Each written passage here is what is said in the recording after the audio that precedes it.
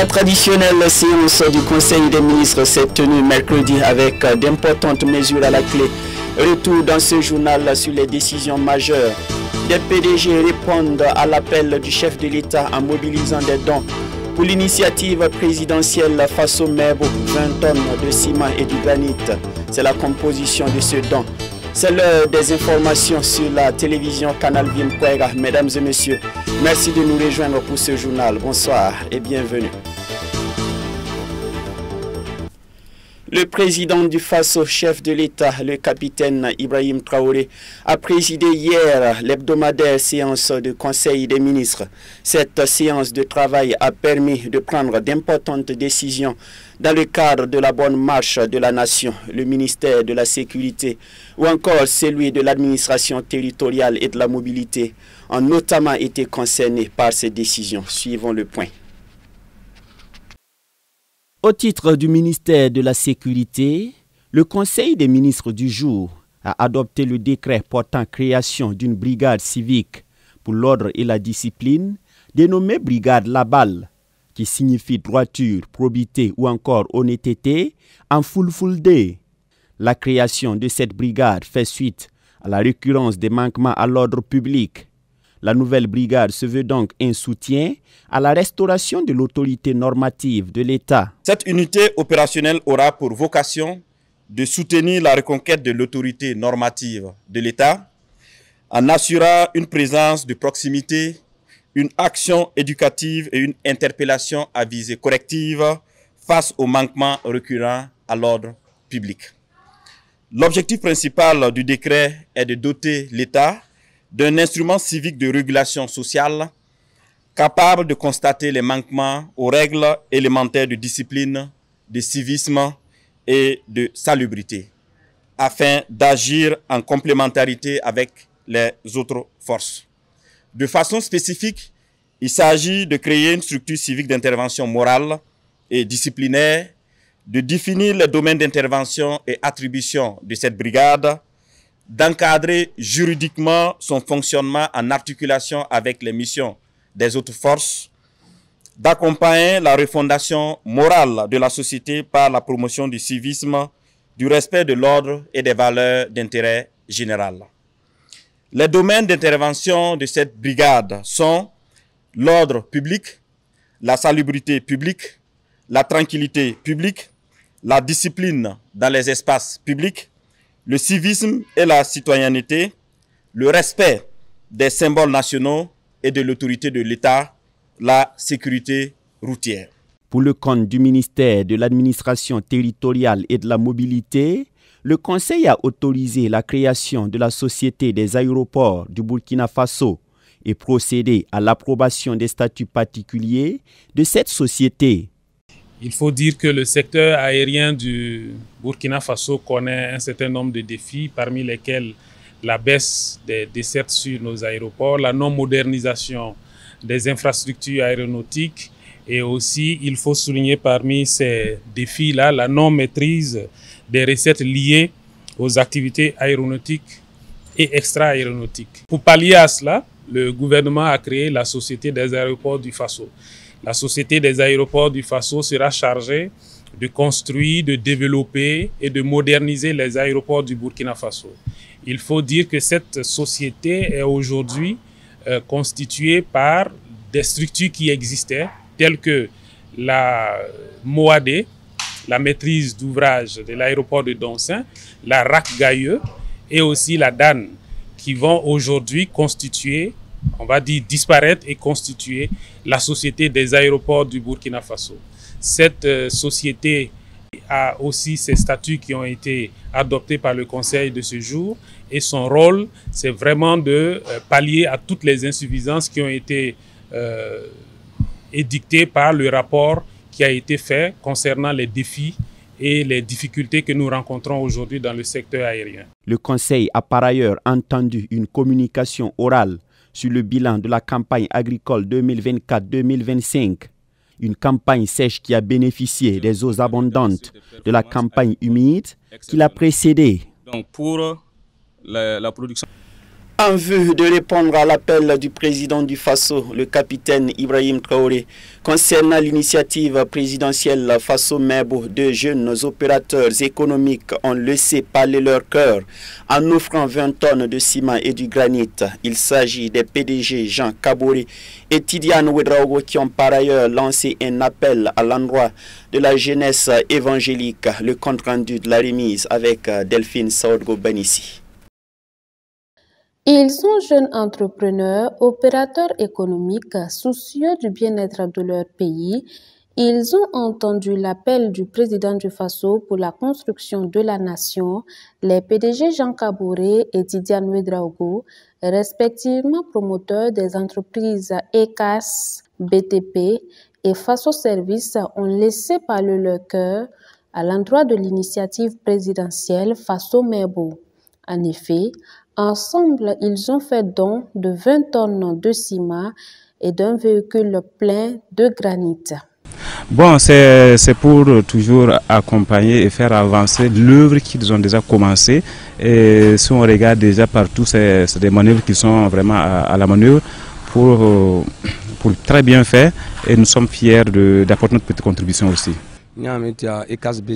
Ce sont les entreprises ECAS, BTP et Faso Service qui se sont donné la main pour soutenir cette initiative présidentielle Faso-Mebo. Nous voulons accompagner l'œuvre avec notre petite contribution. Instant propice pour les donateurs du jour de lancer un appel à l'endroit de la population de façon générale, mais aussi de la jeunesse évangélique à ne pas rester en marge de la construction de cet bel édifice qu'est le Burkina Faso.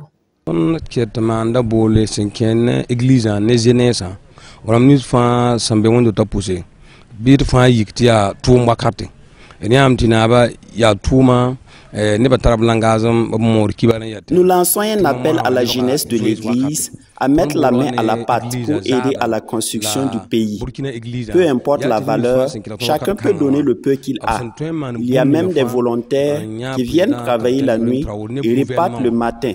Que chacun contribue juste un peu pour le développement du pays.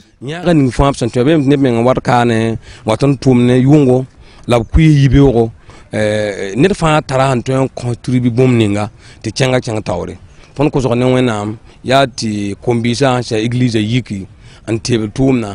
de 2 millions de francs CFA, c'est à ce coût que l'on pourrait estimer ce don des PDG Jean Kaboré et Tidiane Ouedraogo. Dans la même veine, l'ambassadeur pour le sport, Charles Kaboré, lui aussi convaincu de la justesse de la vision du chef de l'État, a effectué un tour sur le site du lycée Philippe Zenda Kaboré pour affirmer son adhésion et son soutien à l'initiative Faso-Mebo. L'ancien capitaine des étalons a offert à cet effet 10 tonnes de ciment. Il a ainsi exprimé sa conviction que le Burkina Faso peut devenir un pays développé et ses villes bien aménagées grâce à l'engagement de ses filles et fils.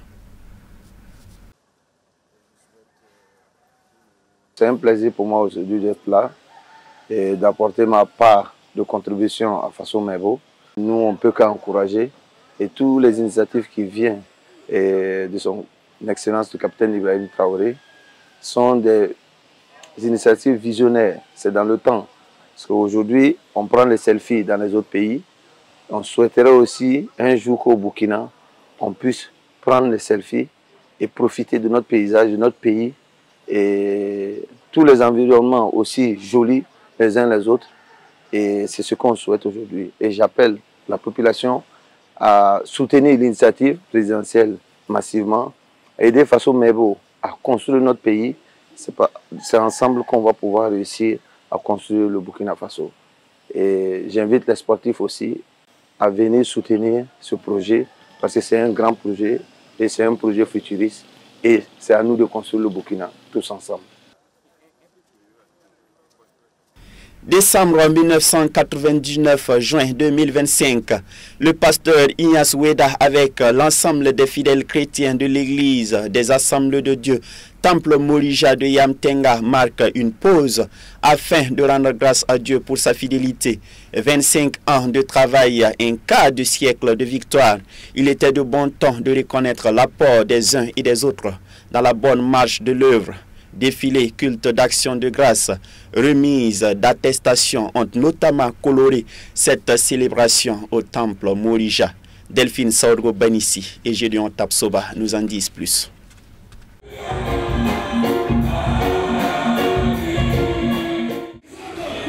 Le 31 décembre 1999, avec seulement 2000 francs CFA en poche, sous un hangar, le pasteur Ignace Weda jetait les bases de l'œuvre sans savoir à quel niveau elle serait un quart de siècle plus tard.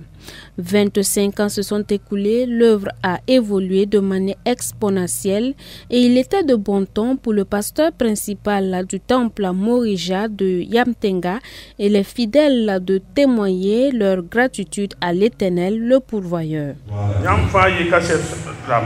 Vous avez été tous témoins. Vous avez prié pour nous.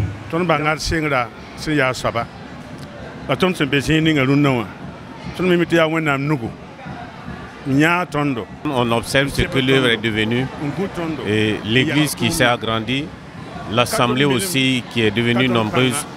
Et tout ce qui se passe, nous savons que ce n'est pas notre force, ce n'est pas notre capacité personnelle, mais c'est la main de Dieu qui a agi. Et c'est pour cela que nous avons tenu à rendre grâce à Dieu. Nous avons pris 3 mois pour rendre grâce à Dieu avec l'église tout entière. Et aujourd'hui, nous disons merci à Dieu parce que nous disons que notre église seule ne suffit pas pour dire merci à Dieu pour tout ce qu'il a fait. C'est pourquoi nous avons voulu étendre et convoquer, appeler tous les autres frères afin qu'ils viennent pour qu'ensemble nous rendions grâce à Dieu.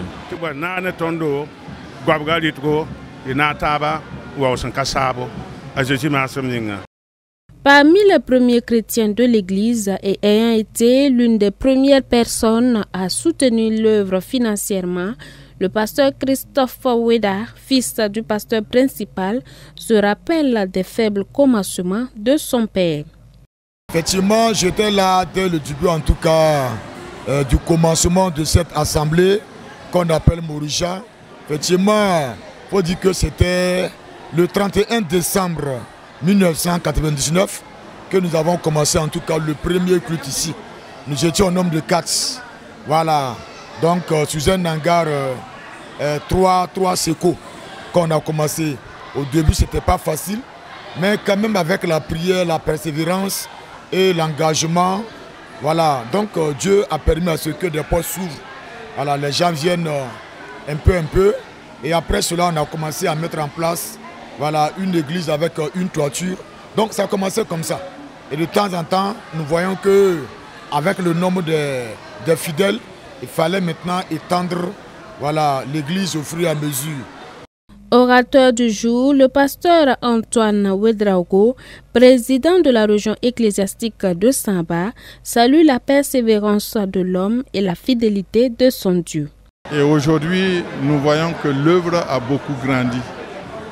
Non seulement il y a cette église, je dirais, mère, mais il y a aussi d'autres annexes. Et à travers ce que nous avons entendu et vu, on voit la fidélité de Dieu. Il dit qu'il a commencé avec 2000 francs en poche, appuyé par son fils de 2500, et reçu quelques poutres de bois. Et voilà, l'hangar a été dressé il y a 25 ans. Mais quand nous regardons aujourd'hui, vous voyez que l'œuvre a beaucoup grandi. Marquant du même coup, je dirais une satisfaction, non seulement pour les serviteurs de Dieu, mais pour nous qui sommes chrétiens. Ce sont des leçons. Faisons confiance en Dieu. Et quand nous faisons confiance en Dieu, Dieu est fidèle et il pourvoit, surtout pour son œuvre. 1 Samuel, le chapitre 7, au verset 12.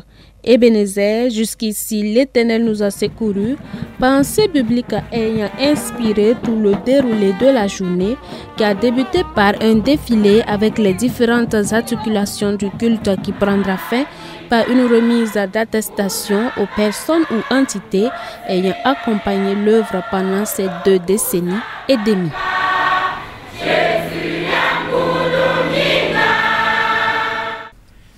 vous mangerez et vous vous rassasierez, et vous célébrerez le nom de l'Éternel votre Dieu, qui aura fait pour vous des prodiges, et mon peuple ne sera plus jamais dans la confusion. Voilà, c'est ma prière pour vous tous qui avez suivi ce journal, conformément à Joël 2, le verset 26. On s'arrête là pour aujourd'hui. Merci de nous avoir suivis. Je vous retrouve demain, Dieu voulant, pour un autre numéro. Que Dieu bénisse et protège notre cher pays, le Burkina Faso.